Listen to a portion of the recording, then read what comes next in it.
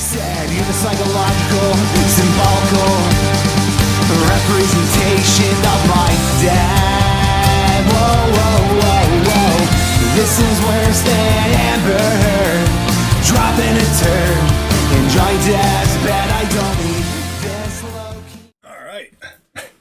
Right back to it. So easy, a baby could do it. A baby could do it. Life's good. In Tampa, Florida, life's good. Especially when you're drinking a refreshing herbal tonic known as the Arizona iced tea. I want to intro this podcast with the Arizona iced tea because I'm 31. Guess when little Ross of Nazareth was hanging around 12 years old at Mitch's Market, guess how much I walked up to Mitch's Market with my pocket to purchase a Arizona iced tea? 99 cents. And this is the first Arizona I purchased in probably 10 years, but you know, with the staggering American inflation and aluminum, the fluctuation of metals, it's ridiculous. You know, this price must have skyrocketed exponentially. Who can afford an Arizona iced tea? Guess how much this cost? 15 years later, 20 years later, 99 cents, baby. What? How is that not mainstream news? It's an honest business with integrity. It's a power-packed, delicious product every time. They're honest. How does no one know about the Arizona iced tea paradox? Like, I was baffled. And, you know, I went to Side Splitters tonight. And by the way, if you're ever in Tampa, Florida, it happens to be where I went to university in Tampa. And I always feel relaxed here. I feel comfortable. Maybe it's the way of life. It's so beautiful. The motto at my college, University of Tampa, was, we go to school where you spring break or something like that. But it was the best school ever. And it was the greatest professors. I just got sidetracked. But Arizona iced tea, that's an honest, that's a very honest company. That's an Arizona iced tea paradox. How is everything else, how is it recession proof? Literally, like, how is it like economically safe throughout COVID, throughout recessions, throughout the fluctuation of metal? Like, this is an aluminum can. I wonder how they do it. And they're honest, and they don't like skimp, you know. No, I mean, you know what? I'm not totally mad at the fructose syrup, RFK. I'm not gonna. It's kind of low hanging fruit at this point, but yeah, I was baffled. So what do I want to get into today? Arizona iced tea, apparently. So I want to talk about something because I was at the Side Splitter Comedy Club in Wesley Chapel. They have two. One's in Ybor City, which is a phenomenal little district in Tampa. I want to talk about Rumi. What, dude? You're going to talk about a poem? Yeah, dude. Check it. First of all, I'm like Jamie now. I pulled that up quick. Where's my props? All right, so the guest house. What's the guest house? Check it. So, this one's too small. Okay. Why are these all tiny, dude? What? Can I get a normal size freaking... That one good? What the fudge? Okay. I'll zoom. Enhance. All right, so The Guest House by Rumi. This being human is a guest house. You got me. That's enthralling already. Keep going, Ross and Nazareth. All right, so every morning, a new arrival. I need a cough button. A joy, a depression, a meanness, some momentary awareness comes as an unexpected visitor. Welcome and entertain them all. Even if they are a crowd of sorrows. A crowd of sorrows. Brother, where art thou? Even if they are a crowd of sorrows who violently sweep your house, empty of its furniture, still treat each guest honorably. He may be clearing you out for some new delight. The dark thought, the shame, the malice. Meet them at the door laughing. And be grateful for whatever comes, because each has been sent as a guide from beyond. I mean, Rumi, he has a quote I really love too. It's, "You are not a drop in the ocean." Everyone goes, I'm insignificant. You are an entire ocean within a drop. Oh, Rumi is just the bee's knees, let me tell you. So the guest house, you're not going to look, it's interesting looking at your thoughts, these intrusive thoughts as a guest.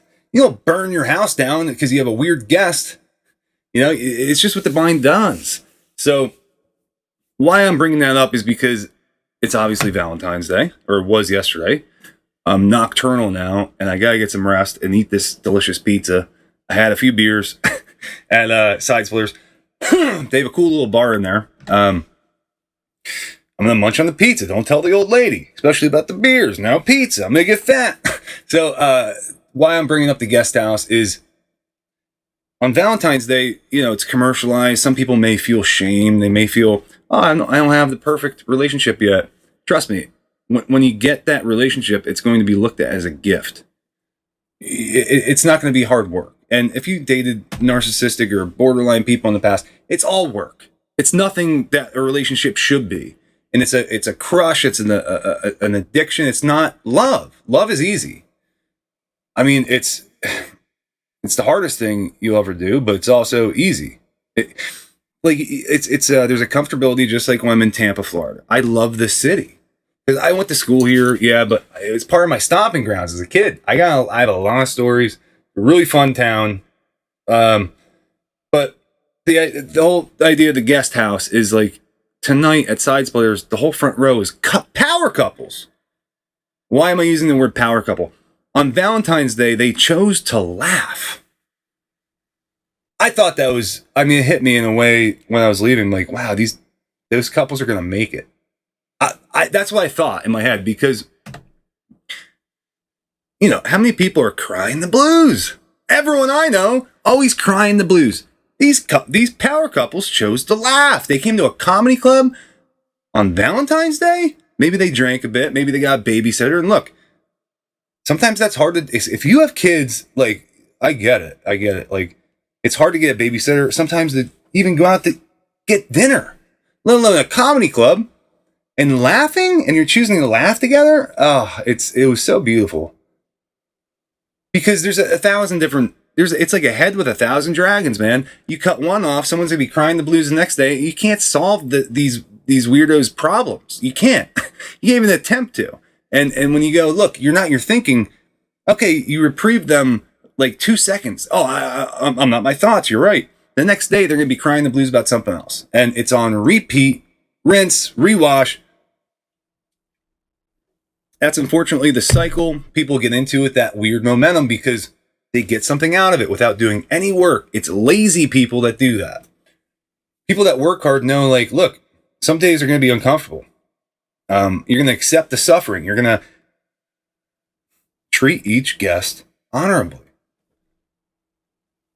It's a fantastic poem, and it's spiritually relevant to what I'm talking about, especially with couples choosing to laugh.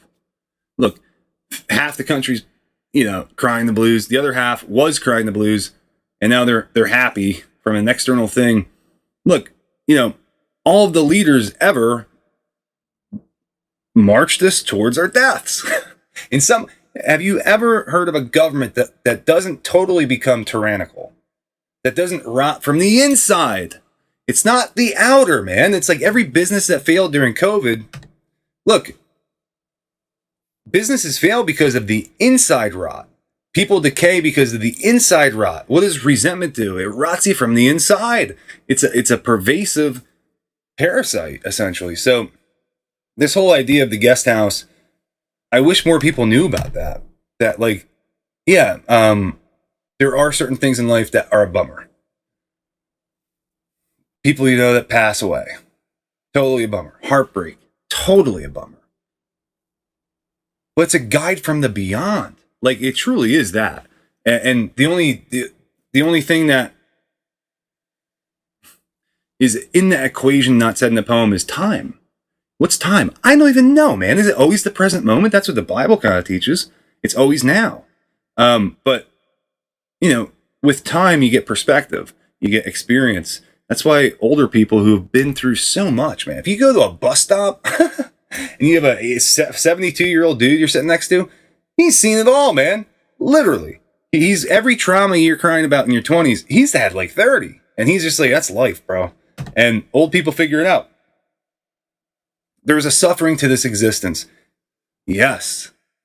We're all victims here.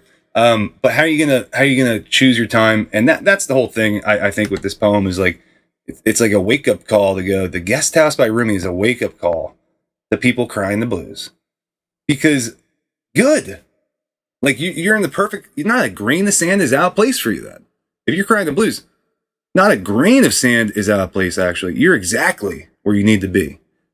Like you're gonna learn something, and that's good. No, or do you just like getting something out of complaining?